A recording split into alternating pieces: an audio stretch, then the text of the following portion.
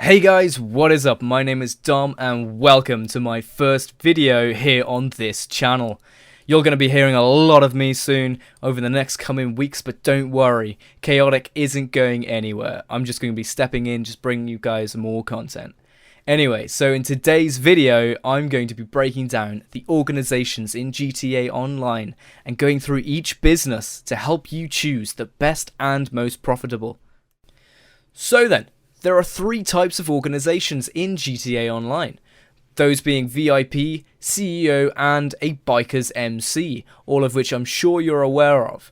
Each offer their very own unique business opportunities, but the question is, which should you invest your time and hard-earned cash into to make more money? Now obviously guys, to start any business you're going to need to have at least some cash to buy into one, the cheapest being a VIP. The option to become a VIP was actually first added back in December of 2015 and was the very first organization type in GTA Online. When the VIP update first came out, players were required to have at least $1 million in their GTA Online account in order to register. This, however, has since been lowered to just 50,000, making it far more accessible for all players. So although it's quite cheap to get into now, the organisation is rather limited to just two types of jobs, these being VIP challenges and VIP work. Both offer reasonable payouts and tend to be pretty fun if you have a few friends to do them with. There are several options in both categories, with things such as point-to-point races and store robbing competitions in VIP challenges. These activities are performed against other organisation members, with the winner often taking a cash prize of up to $25,000 per challenge. When it comes to actual VIP work, there are plenty of jobs to choose from asset recovery to destroying enemy supplies. Payouts on VIP work are upwards of $30,000. Most jobs under both categories aren't typically longer than 5 to 10 minutes to finish, making this a pretty good method to make money from with friends. There are, however, cooldown timers between doing jobs from each category once you complete one, but you can get around the delays by alternating between VIP work and VIP challenges. So, most importantly, how much money can you expect to make from doing this, I hear you ask? Well, realistically, between $120,000 and $150,000 an hour.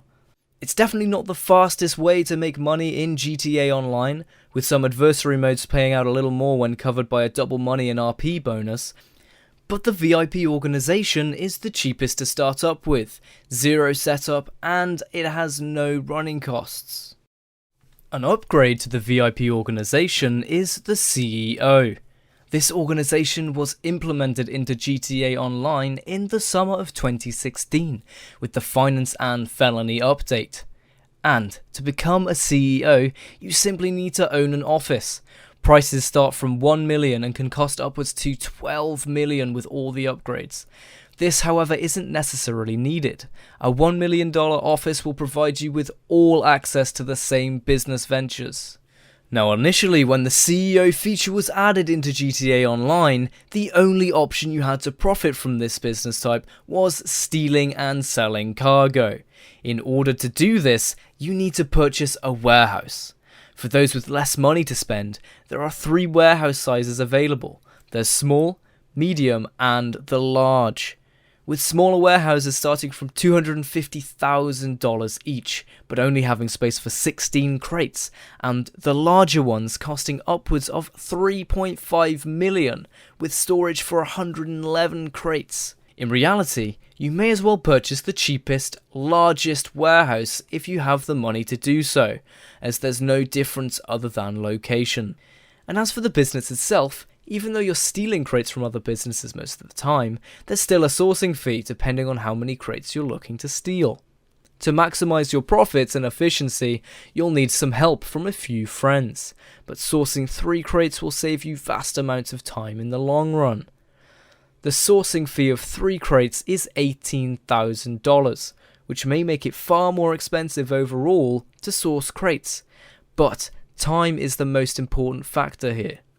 So fill up your warehouse with 111 crates and the stock will be worth well over $2,220,000, meaning you'll take away profit of $1,998,000.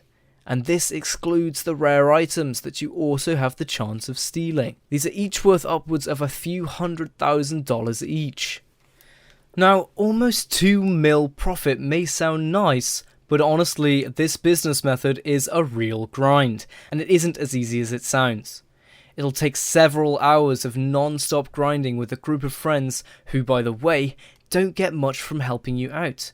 And even after selling a full warehouse, you still won't have paid off the full expenditure to set up business. Personally, I'd avoid this method if you're looking to make a profit, and it's by far one of the slower, more intensive, and expensive options out of them all. Now, CEOs, however, do have an alternative business venture, this being the importing and exporting of cars. This feature was first added in December of last year and was massively popular when released. This venture was also cheaper to start up and run, with prices for vehicle warehouses starting from 1.5 mil. There's no sourcing cost, but you will be charged for the repair if you damage the vehicles when stealing and driving the vehicle back to your warehouse. Unfortunately, you don't get to choose which vehicles you're stealing, but high-end vehicles are typically worth $80,000 each. Mid-range are about $50,000 and standard range are just $30,000.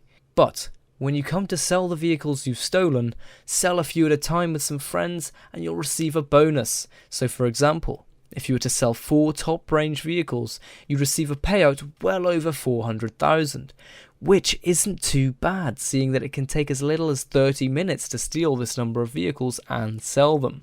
Now, if you manage to source a vehicle that's part of a collection, save it until you have a complete collection. A full vehicle collection can be worth upwards of an additional $50,000 on top of the overall selling price.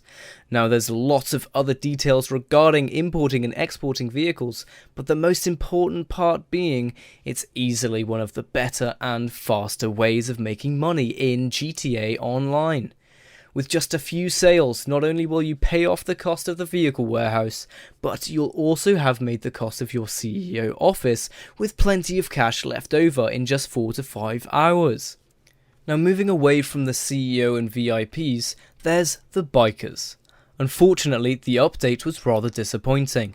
Despite some pretty cool new features added, such as MC clubhouses and 5 business types including weed farming, cocaine manufacturing, counterfeit money producing, a meth lab and document forging, the profit side of things is very minimal.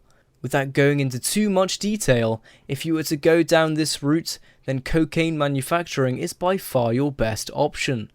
But with just under $75,000 an hour, and that's if you've purchased a lab with all the ingredients, the upfront costs of the business are in excess of $3 million, plus the cost of an MC clubhouse. Meaning you'll probably need to spend over 50 hours in game to make your money back before you can even begin to profit. So it's probably best you avoid this business venture at all costs. So there is, however, one final business venture that you can participate in, no matter whether you're a VIP, CEO, or biker MC, and that being an arms manufacturer. With the recent Gunrunning update, you can now produce weapons and ammunition at your very own underground bunker. Prices start from just over $1 million and get pretty expensive, with the highest priced being a little over $4 million. This doesn't include any bunker upgrades. These will set you back an additional $1 million, but are totally worth getting if you plan to use this business venture long term. Admittedly, production time is pretty lengthy. At over 10 hours, you will be required to be in game at all times for the stock levels to increase. But the beauty of this business venture is that you can operate it simultaneously to another. So whilst you're importing and exporting cars or running a biker MC, your stock will continuously be produced. So, whilst waiting for your stock to fill up, you could be making money on the side. Now, it's worth noting a bunker full of stock is worth $1,050,000. But this doesn't include the bonus you'll receive if there are any other CEOs in the lobby when you come to sell the stock. This bonus can earn you an additional $100,000 or so. Although the initial cost is pretty steep, running a bunker is pretty easy, and very soon can become rather profitable, especially seeing if you can participate in other activities alongside it. During the 10 hours or so it can take to produce stock, you could easily have made an additional $6 to $8 million just from importing and exporting vehicles, which at first may lead you to question why not just save your money and just grind the import and export feature.